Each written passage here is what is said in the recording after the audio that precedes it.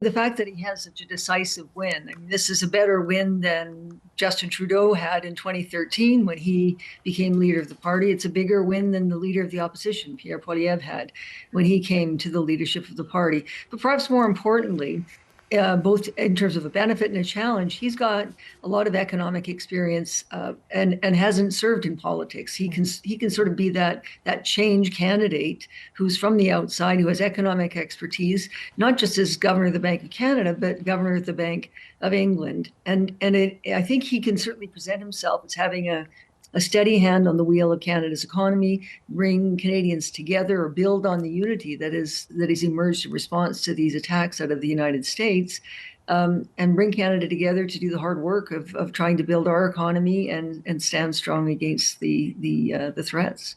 And voters will get their chance to say if they too believe that he should be leading the country. How soon could the next election be, and how will that come about?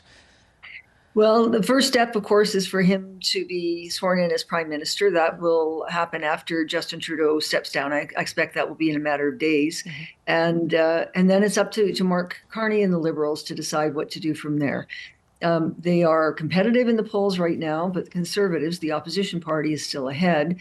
So he may decide that he wants to try to get some of the work that he's promised to do begun at this stage. On the other hand, the opposition party has a lot of money in the bank, is going to be spending that money on attacking Mark Carney, and it might be to his advantage and to his candidacy as the next elected Prime Minister of Canada to actually get out and introduce himself to Canadians at the same time as the election spending limits kick in. If there's an election underway, that limits how much the Conservatives can spend of those deep resources that they have. And how has Mark Carney dealt with the Trump factor so far? I mean, comments that he's had in terms of tariffs or about annexing Canada. What's he had to say about this?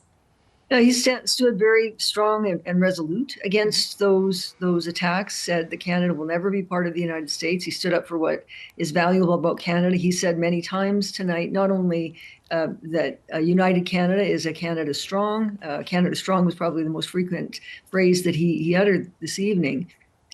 He also said in French, "Long live Canada." He stood up for what he sees as Canada's values, but he's not sort of being dramatic or passionate. He's just sort of saying, look, this is who we are. This is what we stand for. We're going to do what we can do within Canada, and Donald Trump may do what he's going to do, but we will stand firm as Canadians. We'll work together and do the hard work to try to restore our economy and our relationship with Americans. Because the fight, and this has to be said, is not with ordinary folks in the United States. It's with the leadership that seems to see this friendship that we've had for over a century as somehow dispensable. Somehow Canada is no longer the partner that it's been in the past, and that may not be something that Canada can do a whole lot about, at least from the Trump side, but they can do a lot with respect to reaching out to Americans. And his party, the Liberal Party, looking in a far better position now than it was with this surge in Canadian nationalism. Can you tell us a bit about that?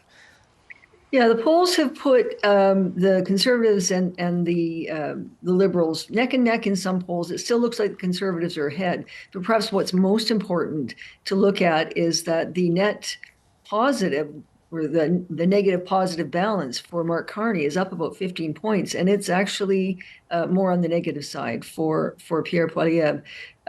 So it's going to be absolutely a challenge, but Mark Carney and the prospect of change at his leadership looks like it's something that's appealing to more and more Canadians. Now, it's up to him to determine what that looks like or whether he can sustain that momentum. But the momentum does seem to be in his favor at this point.